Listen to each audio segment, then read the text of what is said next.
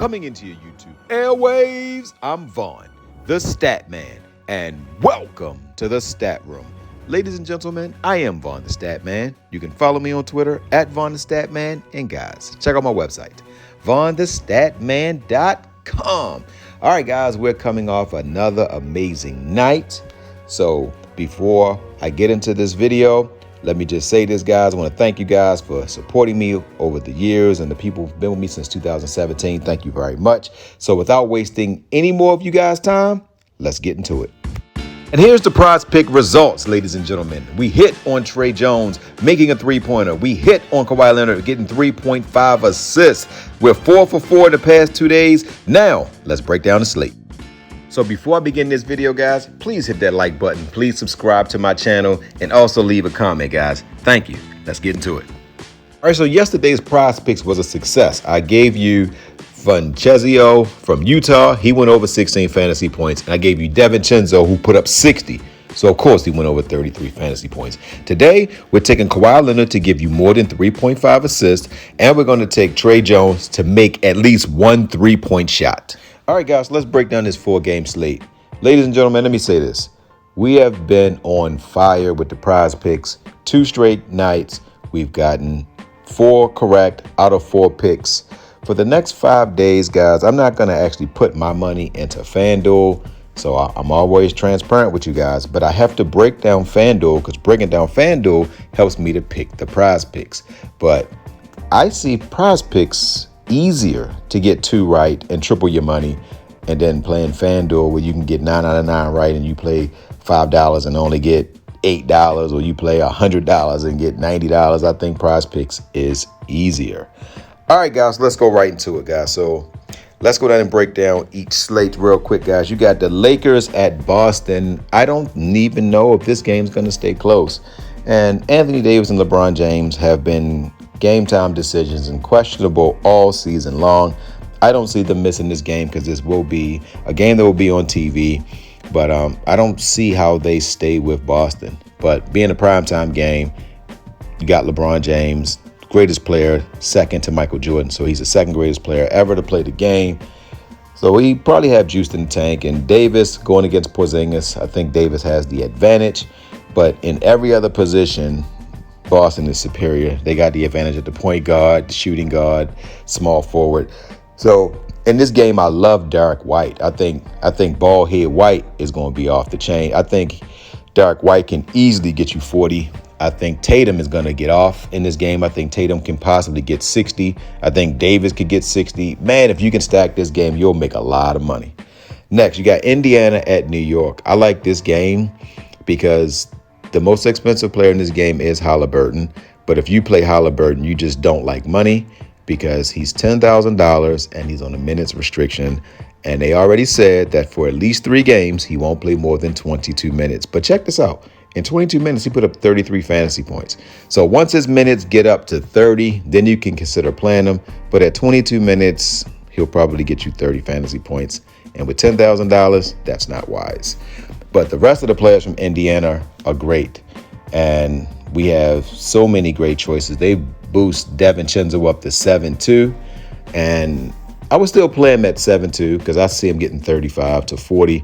But if he gets to 8,000, you don't play him. And the rest of the players from New York I like. I like Nesmith the best because he's only 6'3". This is the game I would go after stacking because if you don't play Halliburton, you can pretty much get everybody else. And then you pick a player from a later game who will be in my top players list, who I'll mention later. And that game is from Philly. He's going to be someone I'm starting my lineups with. Next, you got Cleveland at Minnesota. I want some of Minnesota. Cleveland played an emotional game at home against Detroit. Now they have to get on a plane and travel to Memphis, who is well rested, and they have a young, scrappy team. A bunch of guys that were in the G League, guys who probably thought they weren't going to get any minutes this year. And now, with 5 of their main guys out, these young guys are balling like they got a block, ladies and gentlemen. They are balling. You got Scottie Pippen's son. He's only $4,700, guys. He's getting massive minutes. You got to take a chance on a guy that low. And then you have Vince Williams, who is starting to look like, man, he's a great player. And he sat out the last game, so he should be fresh. in this matchup. Luke Kennard is someone who I like as well, but he's doubtful to play, so he won't be in the contest. So next, you got Roddy, who they just keep raising his price, and I'm not understanding why. Okay, he did put up 23 and 27, so he's at 5,000, so I wouldn't play him because he don't really touch the ball enough, and he's just someone at 5,000. He could end up with a 16-point game. Jaren Jackson is overpriced at 87 because his ceiling tip from what I see is like 45. He might get you 52 every 7 or 8 games, but someone at 87, you want his floor to be 38 and his ceiling to be 52. I don't see him getting 50 enough for me to take that chance, especially when he's going up against Mobley and Allen. And Allen, I would take a chance on him because he's young. Allen is super young. Mobley is only playing 22 minutes. He is in the same boat as Halliburton, but he's a lot less money. And this is on the second night of a back-to-back, so I would be shocked if he actually plays. But Jared Allen, 8.5. I like him if Mobley is not playing. If Mobley is not playing, then I like Allen to get you about 45. Donovan Mitchell is young. Donovan Mitchell would be the play. But from the Philly-Utah game, this is another game that I want a lot of exposure to. And Tobias Harris, guys, is 7-7 with no Embiid. Mark it down. He will get 50 fantasy points. So now let's go and build our lines. All right, so first up, we're going to go and we're going to get our point guard. So at the point guard position, guys, you got Brunson, and I'm putting Brunson in there, guys. There's no way I'm fading Brunson. Next, I'm not even going to waste a lot of you guys' time. I'm getting DiVincenzo. I'm not going to waste a lot of you guys' time. At the power forward position, guys, I'm going to get Tatum. I know Tatum's going to step up in this matchup. At the center position, guys, we can get somebody very inexpensive. So at the center position, guys, I'm going Collins.